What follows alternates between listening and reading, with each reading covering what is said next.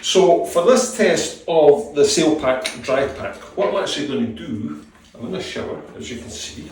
I'm going to put a roll of kitchen paper in it. Now my wife will probably kill me if we're doing this because she treasures these things. But I'm going to put that inside there.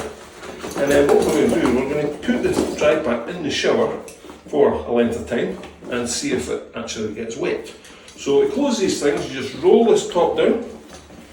You get to that point, you clip these clips over the top here and you tighten that one down, and then you take these two and you tighten those together, place a handle, and that's the bag sealed. There's a zip container on the front and a zip container on the inside as well. I'm just going to loop this over the top of the shower unit. In fact, actually, I might lower it down here so it's going to get a better soaking, I think, if I tip that a little bit there. I'll step out the shower and switch it on. See the control somewhere. That's the temperature I want. Oh, there we go. I got myself wet. So if you can see, that water was running right onto the top of that unit. This is like a monsoon shower. So we'll see how it goes. So we'll leave that for 10 minutes and then come back.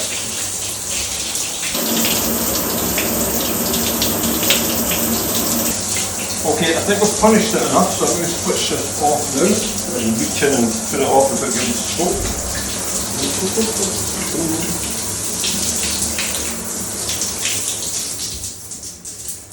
There we are. That's where it should be. Right. So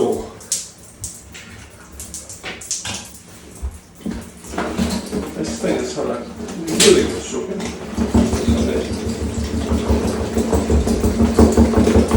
Shake it off. Let's get the towel and dry it off a bit. Just so you can see exactly what we've got here. Unclip the top, unclip this,